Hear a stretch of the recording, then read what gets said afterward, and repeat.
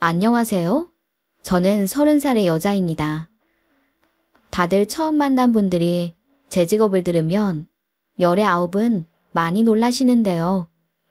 아마도 여자 직업치고는 특이해서일 거예요. 저는 부모님을 도와 20대 초반부터 마장동에서 도축일을 몇 년간 하다가 최근에 결혼하고 정육식당을 차려서 그 일과 병행하고 있거든요. 사실 저도 처음부터 이 길을 걸었던 건 아니에요. 육가공 일을 하는 저희 부모님은 정말 법 없이도 살 정도로 정직하고 순박한 분들이세요. 평생을 두 분이 붙어서 일하시면서도 한 번도 큰 소리 내어 다투는 모습을 본 적이 없습니다. 하나밖에 없는 고명딸이 당신들처럼 이렇게 힘들고 인식도 그닥 좋지 않은 도축일을 하는 걸 반길 부모는 세상에 아무도 없을 거예요. 그래서 두 분은 저를 없는 형편에도 이런저런 공부도 많이 시키셨어요. 제가 대학을 가서 부모님과는 다른 손에 피나 내장 따위는 묻히지 않는 화이트 컬러 직장인이 되기를 간절히 바라셨죠. 그런데 저는 부모님의 희생으로 간 대학이 생각보다 적성에 맞지 않았어요. 뭔가 사무실에 앉아서 일을 하는 미래의 내 모습이 잘 떠오르지도 않았고 치열한 취업 문턱을 넘기에는 사교적이지도 남들의 비위를 잘 맞추는 편도 아니었거든요. 그리고 전 무엇보다 정직하게 땀을 흘리면서 일하는 것이 나쁘지 않다고 생각했네요. 고민이 깊었던 만큼 결심에 이르는 시간은 그리 길지 않았어요. 저는 평생 부모님 곁에서 봐왔던 도축일을 제가 하는 것에 대한 거부감도 없었습니다. 그렇기에 아주 과감히 2학년 학기 중간에 학교를 때려치우고 가업을 이어받겠다고 선언했어요. 사실은 또 다른 소망이 있었기 때문이기도 했죠. 저는 나중에 나만의 정육식당을 운영하고 싶다는 꿈이 있었거든요. 제가 가업을 잇겠다고 하니까 집안에서는 난리가 났죠. 제가 힘과 품이 많이 드는 도축일을 하기에 몸집도 좀 작은 데다가 대학까지 보내놓았는데 중도에 포기한다고 하니 억장이 무너지셨을 거예요. 술도 거의 입에 대지 않으시던 아버지가 거하게 취해서 거실에 무릎 꿇고 앉아 허락해달라고 하는 절 보시면서 울던 그 모습이 잊혀지지가 않습니다. 그래도 자식이기는 부모가 없다는 말은 우리 집에서도 잘 통하는 격언이었어요. 특히 딸바보였던 저희 부모님은 무조건 저한테 질 수밖에 없는 상황이었지요. 그렇게 난리를 치고 본격적으로 아버지한테 도축일을 배웠어요.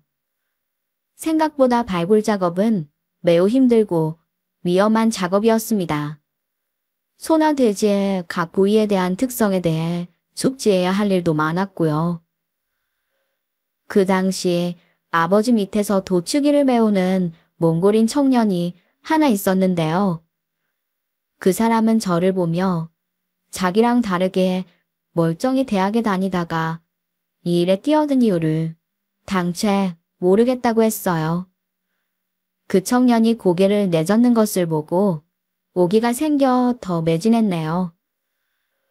사실 체력적으로 좀 딸리는 것 말곤 저는 이 일이 정말 재미있었습니다.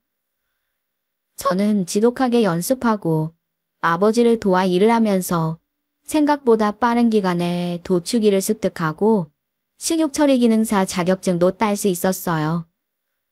의외로 힘으로 하는 일이기 때문에 틈틈이 체력을 기르기 위해 열심히 근력 운동도 해낸 결과였습니다. 그렇게 자격증 취득에 열심히 노력하는 저를 보면서 아버지와 어머니는 그제야 제 어깨를 두드리며 격려를 해주셨죠. 정육업계가 항상 좋지만은 않았어요. 구제역 같은 변수가 있을 때는 정육시장 경기도 많이 안 좋아지고 대형마트가 우후죽순으로 생기니 매출이 타격을 크게 받긴 했습니다. 그나마 사람을 쓰지 않고 새 식구가 근근히 꾸려가면서 열심히 하니까 다른 가게들보다는 버틸 여력이 조금은 있는 정도였죠. 평생 발굴 작업을 하느라 손목에 터널 증후군이 온 아버지를 대신해 제가 더 열심히 일하려고 했어요. 대학교 중퇴 후 22살 때부터 28살이 될 때까지 그렇게 가게 일만 열심히 했던 것 같아요. 활동 반경이 집과 시장한 가게로 한정이 되다 보니까 만나는 사람들도 제한돼 있어서 거의 이성을 만날 일이 별로 없었지요. 사실 부모님이 주는 정서적 안정감도 중요하지만 남자친구나 남편 등 이성들로부터 안정감을 느끼고 싶기도 했습니다. 그래서 한 해 한 해 나이가 들어갈수록 좀 많이 쓸쓸하긴 하더군요. 특히 추운 계절이나 명절 같은 때에는 그 마음이 더 시렸네요. 30살을 목전에 앞두고 있어서 더 그랬던 것 같아요. 하지만 나이에 쫓겨 부모님의 성화에 못 이겨 아무하고 만나고 싶은 마음은 절대 없었어요. 많이 거창한 스펙을 가진 남자를 만나겠다는 게 아닙니다. 그저 아버지처럼 다정다감한 남자와 만나서 딱 저희 부모님처럼 서로를 깊게 이해하고 많이 사랑하는 가정을 꾸리고 싶었네요. 그러던 어느 날부터 마장동 축산시장에 낯선 얼굴의 남자가 드나들더군요. 남자치고는 뽀얀 피부에 수려한 외모를 가진 덕분에 기혼인 시장 아주머니들한테도 인기가 많은 총각이었어요. 도축일을 배우고 싶어서 자격증 준비를 하는 와중에 실습을 위해서 이곳에 온 청년이라고 하더라고요. 그런 사연을 들은 어른들은 다들 기특하다며 이 집 저 집에서 자잘한 일도 시키면서 현장 기술을 가르쳐 주었더랬죠. 그렇게 돌고 돌아 저희 가게에도 몇 번 오기도 했습니다. 그럴 때마다 저도 모르게 시선이 가는 것을 참느라 혼이 날 지경이었네요. 싹싹한 데다가 성실한 글을 보고 저희 부모님도 꽤 마음에 들어 하셨죠. 일하느라 외양에 신경 쓸 새도 없었던 제가 그 사람이 오는 날이면 은연중 머리 모양새라도 한 번 더 쓸어보곤 했어요. 그러다가 멈칫 내가 지금 뭐하나 싶어 몰래 웃기도 여러 번이었네요. 사실 제가 입고 있는 옷이며 화장도 평소 안 하는 제 주제를 너무도 잘 알고 있습니다. 그런 제 처지에 준수한 그를 종종 떠올릴 때면 혼자 시무룩해지곤 했지만요. 부모님은 박지훈이라는 이름을 가진 그를 향해 박군이라고 친근하게 불렀어요. 원래 저희 어머니가 오지랖이 좀 많은 편이셔서 우리가 식사를 할 때 박군이 방문을 하면 귀엽고 수저 한 쌍 더 놓아서 같이 먹곤 했습니다. 쑥스러워하면서도 어머니가 차린 한상밥상에 왠지 감동받은 얼굴을 하는 그가 귀엽기도 하고 조금은 짠하기도 하더군요. 저랑 똑같은 마음인지 제가 그러지 말라고 만류하는데도 어머니는 그 사람의 밥숟가락 위에 찢은 김치나 가시 바른 생선을 놓아주시더군요. 그럴 때마다 씨에 굳는 그 사람의 얼굴이 얼마나 환하게 빛나는지 몰라요. 저는 잔뜩 그 사람을 의식하면서 먹는 둥 마는 둥 하며 박군이 저희 부모님과 하는 대화를 귀 기울여 듣곤 했어요.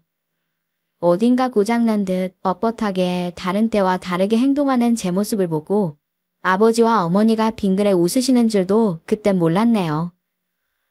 하루는 그 사람 이야기를 듣는데 어머니가 콧물을 훌쩍거릴 정도로 짠한 사연이 있었어요. 저 역시 눈가가 왜 시큰거리는지 몰라 쓱 닦았던 것은 비밀이었죠. 박구는 어릴 때 부모님이 헤어진 이혼 가정에서도 열심히 공부를 해서 전교에서 10등 안에 들 정도로 우수생이었다고 했어요. 노력한 결과 결국 명문사립대에 붙기도 했었지만 그 사람은 결국 대학 진학은 하지 못했다고 하더군요. 오랫동안 우울증으로 알아놓은 어머니를 대신해 생계를 대신 책임져야 했기 때문이죠.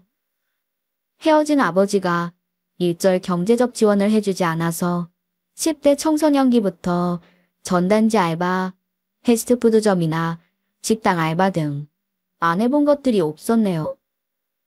항상 아픈 엄마와 그런 엄마를 보면서도 꿈을 잃지 않고 공부를 했을 그가 떠올라 저도 모르게 눈물이 나오려는 것을 막느라 혼이 날 정도였어요. 아휴, 우리 박군이 고생이 많았네. 이렇게 인물도 훤하고 공부도 잘했고 지금 이래서 돈도 버니까 어머니가 참 좋아하시겠어. 아들이 없어서 그런가 받고만 봐도 배불러.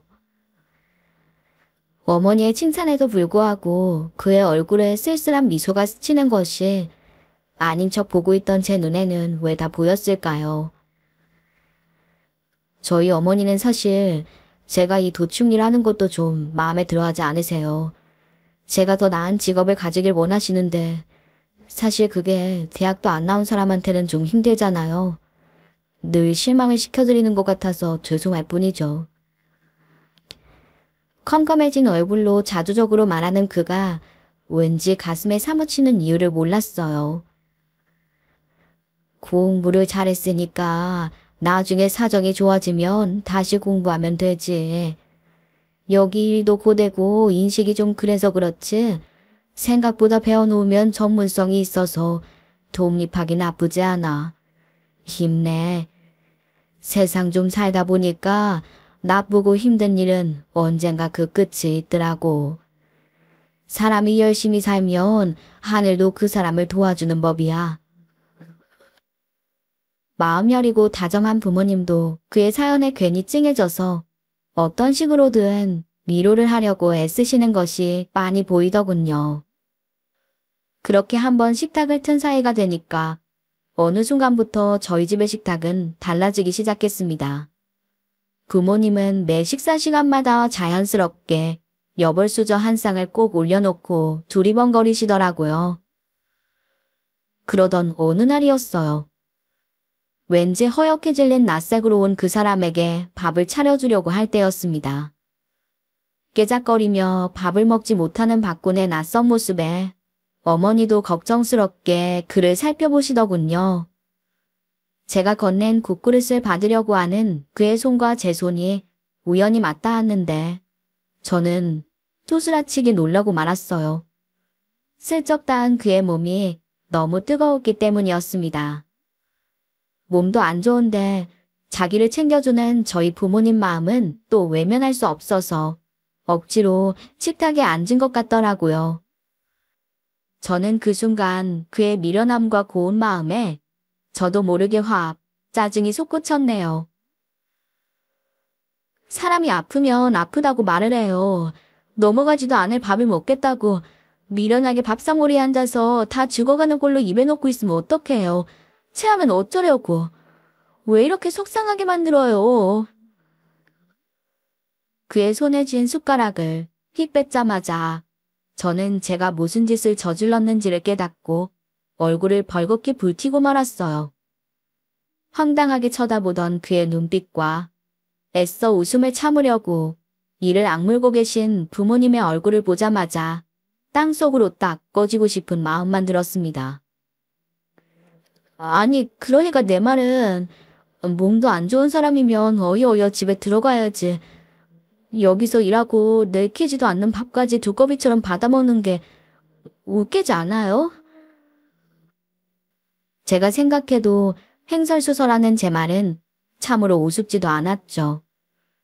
아니나 다를까 호옇게 질려있던 그가 하하 작게 웃기 시작하더니 마구마구 박장대소를 하더군요.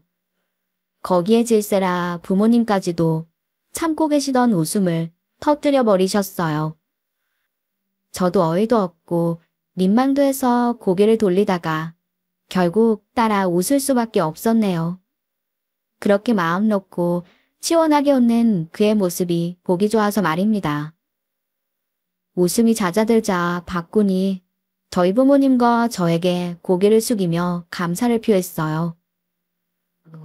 사실은 몸이 안 좋아서 오늘은 일을 마치고 빨리 들어가려고 했는데 늘상 이 시간에 저를 기다리시는 세 분 생각에 그냥 저절로 여기로 발길이 왔어요.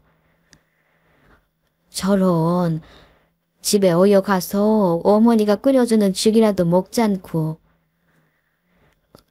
그런데 그 순간 또 그 쓸쓸한 웃음이 그의 얼굴 위로 스쳐갔습니다. 전 어머니한테 아프다는 소리를 해본 적이 없어요. 늘 어머니가 더 편찮으시니까요. 제가 아프면 어머니를 챙겨드리지 못하니 저 참은 것 같아요.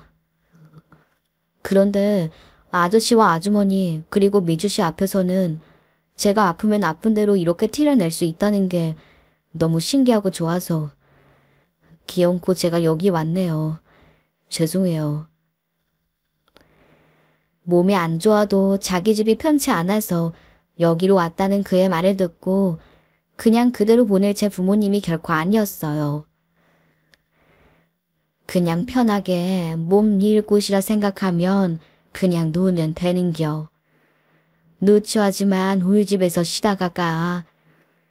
예비주야, 우리 집에 좀 데리고 가서 밖은 좀 눕혀라. 평소 같으면 남녀가 유별하다고 내외하는 척도 했으련만 그 사람을 쉬게 해주고 싶다는 생각에 저 역시 벌떡 일어나 따라오라고 고갯짓을 했어요. 그리고 긋고 사양하려는 그의 등을 제법 매차게 아버지가 떠밀었지요. 사실 아버지는 나름 딸 자식 있는 집이라고 우리 집에 낯선 사람들이 오는 것을 경계해 왔습니다. 그런데 그런 아버지가 남자를, 그것도 관연한 남자를 집에 데리고 가라고 하는 것이 어쨌든 신기했어요. 그렇게 걸어가는 동안 왠지 우리 두 사람 사이에 어색한 기운이 감돌기 시작했습니다. 뭔가 말을 꺼내면 안 될 것 같은 분위기 속에서 앞서거니 뒤서거니 해서 결국 집에 도착했죠. 저는 예전에 사놓은 해열제랑 쌈화탕을 그에게 먹였고 그는 순순히 제가 시키는 대로 약을 먹고는 방에 기대 앉아 있었네요. 저는요, 어릴 때부터 제 몸이 아플 때가 제일 힘들면서도 좋았어요. 안 사준다고 하던 물건들도 아플 때 쪼르면 저희 아버지가 사주시고요. 저렇게 드센 것 같은 저희 어머니한테도 마음껏 어리광을 부릴 수 있었거든요. 그래서 좀 이해가 안 가네요. 지은 씨 어머니는. 만약 신이 사람들한테 부모를 골라 태어나게 해주신다면 저도 미주 씨 부모님 같은 분들을 선택하고 싶어요. 미주 씨는 정말 부자예요. 아주 가진 게 많아서 너무 부럽고 제가 상대적으로 너무 초라해 보여서 싫네요. 하지만 저는 속으로 그가 같은 부모를 가진 형제가 된다는 생각만으로도 체할 것 같았어요. 사실 저는 이미 오래전부터 그를 마음속으로 좋아하고 있었거든요. 이런 감정이 언제부터였냐고 물으면 정확하게 말하지 못할 거예요. 아주 자연스럽게 스며든 감정이었으니까요. 이런 거 궁금해해도 될지는 모르겠는데요. 지은 씨 부모님은 어떤 분들이세요? 제 말에 힘없이 미소를 짓던 그가 드디어 고백하듯 말을 하더군요. 어릴 때 부모님이 헤어지기 전까지는 꽤 화목했던 집 같았어요. 하지만 어느 순간 집이 가난해졌고 두 분이 점점 다투기 시작하시더라고요. 어머니 말로는 아버지가 도박 빚을 많이 져서 어쩔 수 없이 사이가 안 좋아졌다고 해요. 두 분은 이혼하셨고 그리고 전 아버지 대신 어머니를 책임져야 했어요. 아버지가 전혀 양육비를 안 줬으니까요. 제가 대학교까지 합격했어도 진학을 못했다는 얘기한 적 있죠? 어머니도 삶이 괴로워서 그랬는지 아버지처럼 도박에 빠지셨거든요. 제가 알바로 겨우 마련한 등록금을 어머니가 갖다 쓴 걸 알고 난생 처음 엄청나게 울었어요. 이후로 제 인생은 늘 대충대충 흘려보냈어요. 기술도 배우고 알바도 여러 개 하면서 나름 노력했지만 제 꿈이었던 대학교 진학 실패 이후에 사실 전 아무렇게나 살고 있었던 거예요. 그런데 미주 씨네 가족들이 제 가슴을 다시 떼게 했어요. 이젠 좀 제대로 살고 싶어졌거든요. 박구는 그렇게 말하며 가만히 저를 쳐다보았어요. 은연중 그가 저한테 호감을 가지고 있다고 느꼈지만 지금 저 눈빛은 또렷하게 말하고 있었습니다. 그가 저를 좋아한다고. 그의 호감이 제 착각은 아니라고요. 이후 감기 기운에 힘들어하는 그에게 이부자리를 펴주었어요. 고개가 바닥에 닿자마자 끙끙 앓으며 잠에 빠져드는 그의 모습을 보다가 저는 비로소 제 마음을 올곧게 직시할 수 있었습니다. 저 사람에게 좋은 울타리가 돼주고 싶다는 제 마음을요.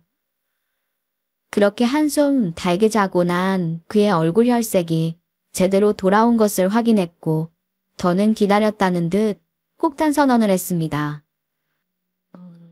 아프지 말아요. 제가 더 속상해요. 제 인생도 뭐 마냥 편하진 않았어요. 그래도 저한텐 부모님이 계셔서 그나마 버텼거든요. 그러니까 지은 씨도 버텨요. 제가 옆에 있을게요.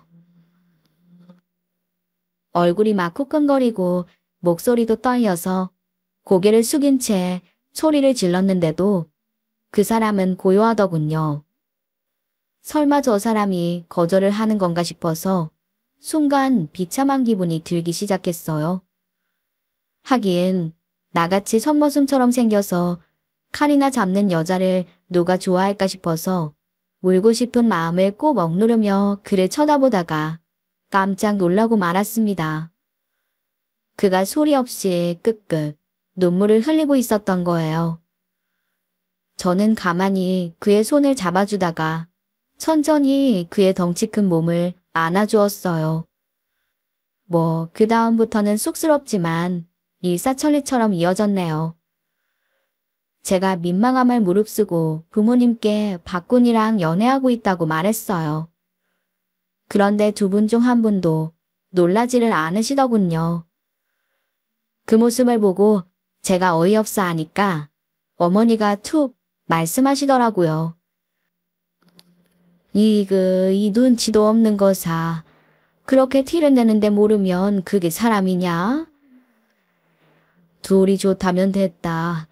우리도 사람 조건 따들 집안도 아니고 떡거머리 같은 너를 이제라도 책임져 준다는데 얼른 떠넘겨야지. 아버지.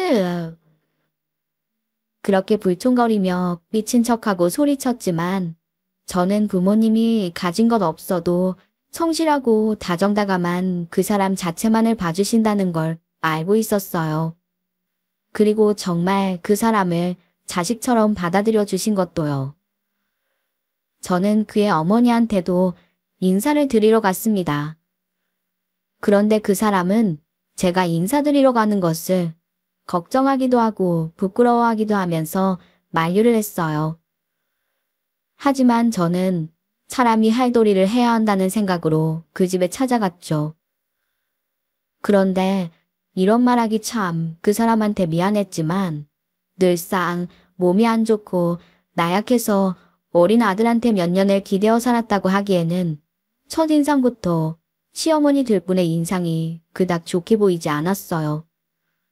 얼굴에 보톡스 시술을 얼마나 했길래 팽팽하다 못해 부자연스러운 얼굴선하며 더나 그이처럼 일하는 사람들이라면 꿈도 꾸지 못할 네일아트를 색색이 칠하셨더군요. 저는 그런 어머님의 손을 보면서 마음속으로 깊은 분노를 느껴야만 했습니다. 하지만 못나고 이상한 부모라도 부모니까. 그리고 지금 제 곁에서 너무 미안해하고 창피해하는 그의 모습을 보니까 그의 어머니가 하는 모진 말들을 참을 수가 있더군요. 그의 어머니는 굉장히 못마땅한 얼굴로 저를 보았어요. 제가 가져간 선물들을 보고도 콧방귀를 낄 만큼 그녀가 휘두른 옷이며 액세서리는 사치스러운 것들이었네요. 너 지훈이가 그 일하다가 만났다고 애 무시하면 안 된다. 원래 얘 굉장히 공부 잘하고 크게 될 애였어. 제대로 풀렸으면 언감 네가 우리 아들 쳐다볼 수는 있었을까? 어머니, 그런 말씀 마세요. 미주 씨는 저한테 과분한 사람이에요. 그의 어머니가 제 얼굴이며 입고 있는 옷차림을 쓱 훑어보더니 코웃음을 치며 비웃더군요. 하지만 저는 속으로 그래도 며느리들 애 앞이라고 그의 편에 드는 어머니가 나름 괜찮았습니다. 이렇게라도 강짜를 부리는 만큼 아들한테 그나마 애정이 있을 거라고 생각했으니까요. 그런데 이 생각이 착각이라는 건 바로 이어지는 말 때문에 깨달을 수 있었네요. 아무리 우리가 지금 사는 꼴이 이렇다 해도 나도 웬만한 시어머니들 받는 예단 다 받을 거야. 명심해. 안 그럼 우리 지훈이 못 준다. 그건 그렇고 너네 그 가게는 임대야 자가야. 갑자기 제 팔을 붙들고 일으켜 세우는 지훈 씨의 눈이 사정없이 일그러져 있더군요. 그러더니 도저히 창피하고 화가 나서 못 참겠다는 듯 외쳤어요. 제가 효도는 다 할 테니까 미주 씨 그리고 장인 장모님한테는 손 벌릴 생각 마세요. 좋은 여자고 좋으신 분들이에요. 어머니한테 그동안 저도 많이 했으니까요. 이제 제발 저도 좀 사람답게 살게 도와주세요. 아, 이게 키워놨더니 이제 여자 생겼다고 이 엄마를 무시하는 거니 뭐니? 이래서 집안에 여자가 잘 들어와야 한다는 말이 생긴 거야. 저렇게 여자 낳은 맛도 없고 생긴 것도 쥐어짠 유부주머니 같이 생긴 애가 뭐가 좋다고. 둘 다 내 집에서 나가. 그 집에서 나오면서 그이가 제 얼굴을 똑바로 보질 못하더라고요. 그동안 왜 이 사람을 보면 한여름에도 그렇게 추워 보였는지 오늘 그의 어머니를 보고 나서야 정확히 알 수 있었습니다. 제 눈이 잘못되지 않았다면 그의 어머니는 분명 그를 아들로 보지 않았어요. 단순히 자신의 생활을 유지하기 위한 도구나 이용하기 좋은 호구로 보고 있었던 거였죠. 그렇게 그 집을 나서고 보니 이 남자가 너무도 짠했어요. 자신을 아들로 보지도 않는 어머니께 사랑 한 점 받아보겠다고 어린 시절부터 자기 자신을 희생해온 사람입니다. 하지만 그의 어머니는 가족이라면 당연한 온기 한 자락도 내어주지 않으셨던 거예요. 더는 미안해서 창피해서 제 얼굴조차 못 보는 그를 돌려세워 가만히 껴안아 주었어요. 그리고 어깨를 토닥토닥 다독거렸네요. 그의 눈물이 제 어깨를 젖게 만들었지만 제 손은 한참 동안 멈출 줄 몰랐죠. 그와는 아주 작은 원룸에서 저희 집에서 보태준 세간살이와 중고시장에서 산 전자제품만 갖춘 채 신혼을 시작했습니다. 그가 아무래도 아쉽다며 작게나마 결혼식을 올리자는 것도 제가 오히려 만류했어요. 푹 처진 그의 어깨를 보기 힘들어서 그나마 그가 해주고 싶어 했던 14K 커플링만은 흔쾌히 받아들였죠. 옛 시어머니는 결혼식도 없이 도둑장가를 가게 했다고 저를 따로 불러 타박을 했습니다. 그럼에도 사실 전 별로 충격이나 분노도 느끼지 않았어요. 일반적이지 않은 이상하고 기괴한 모정을 발휘하는 시어머니의 말씀은 제가 고려해야 할 대상이 전혀 아니었거든요.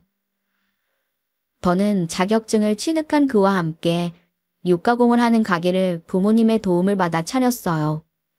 둘이 열심히 일하고 일이 끝난 후 코딱지만한 원룸에서 맥주를 먹고 수다를 떠는 일상이 제게 제일 소중했네요.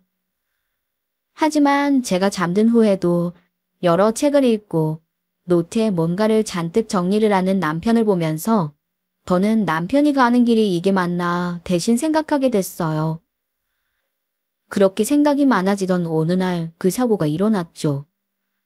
발골을 하고 고기를 부위별로 자를 때는 고도의 주의가 필요한 법이었어요. 자칫하면 칼에 몸이 다칠 수 있기 때문입니다. 그날은 아직까지 저보다는 초심자였던 남편이 제 덩치보다 큰 해체되지 않은 고깃덩이를 붙잡고 낑낑거리는 절 도와주기 위해서 본인이 하겠다고 나선 때였어요. 결을 따라 해체하는데 고기 속에서 벗어난 칼이 삐끗 남편의 허벅지를 찌르는 큰 사고가 일어나 버린 겁니다. 혼비백산에서 허벅지를 지혈한 저는 울면서 부모님께 전화를 했고 곧 구급차와 함께 병원에 가게 됐어요. 병원에 가면서 저는 시어머니한테도 알려야겠다고 생각해 다급하게 전화를 드렸는데요.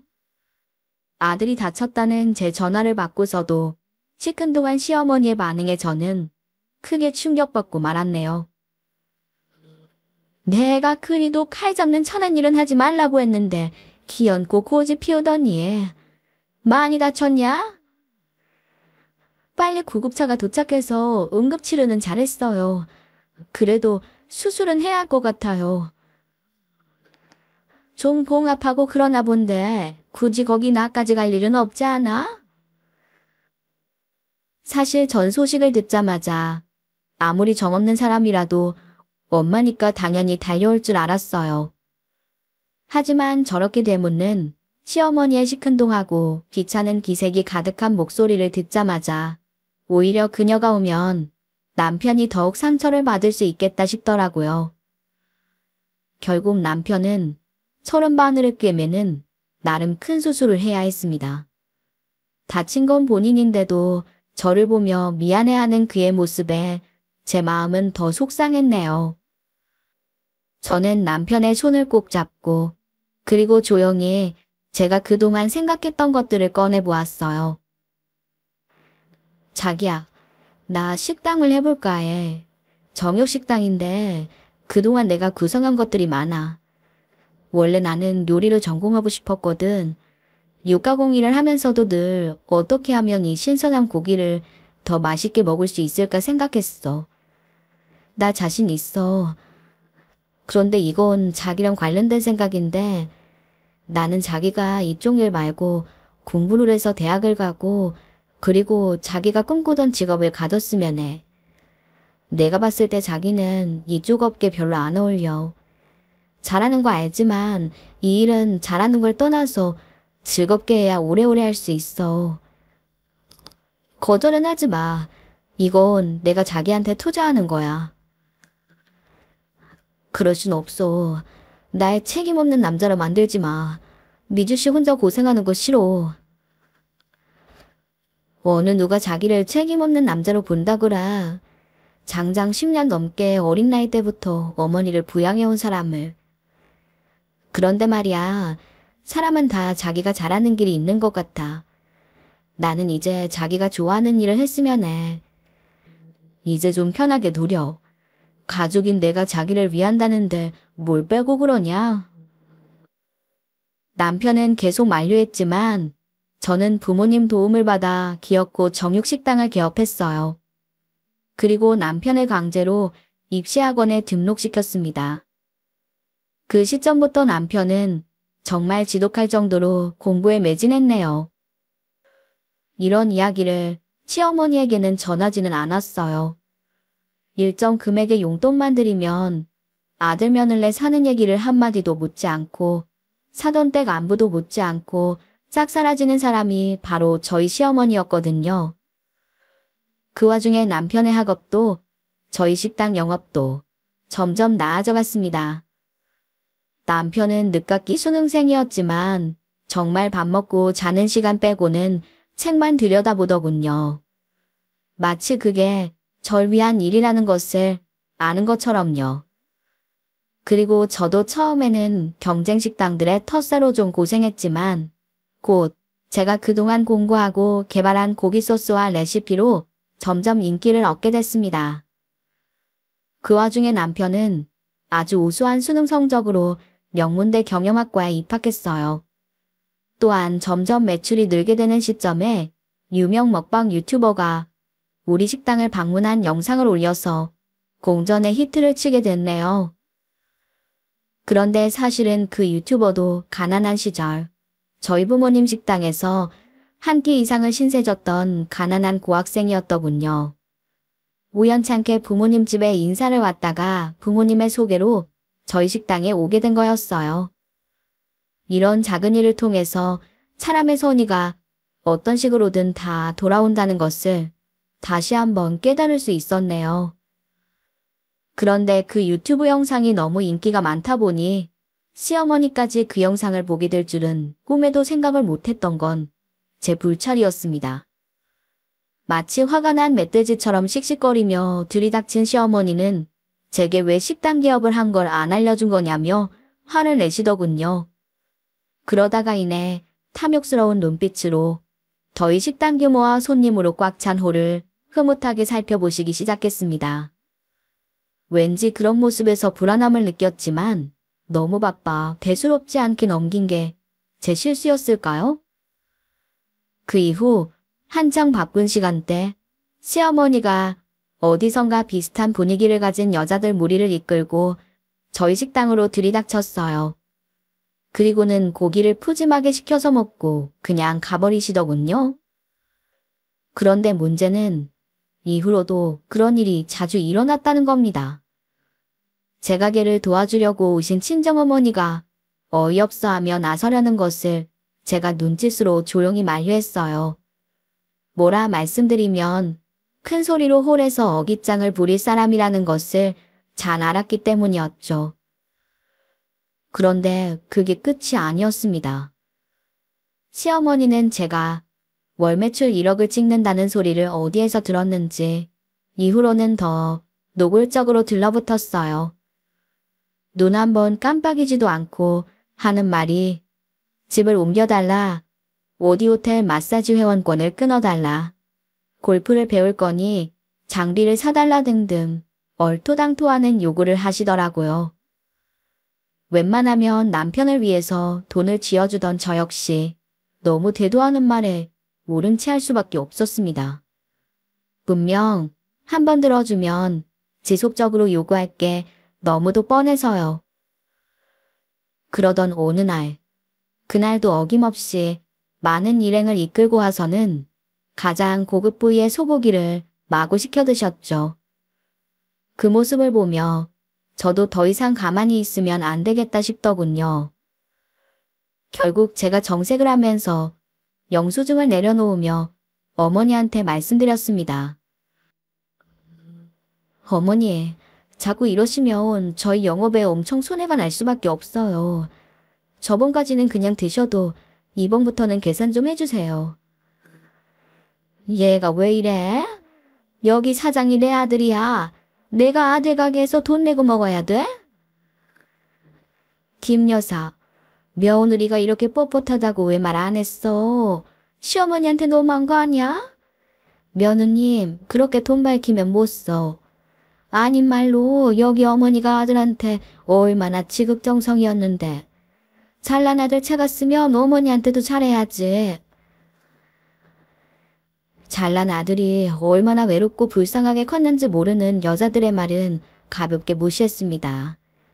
그리고는 보글보글 끓는 마음을 애써 참으며 나직히 말씀드렸네요. 그래요. 이번 한 번만 그냥 드세요. 하지만 다음부터는 아예 어머님과 어머님 일행의 주문은 절대 안 받을 거라는 건 알고 계세요. 뭐야?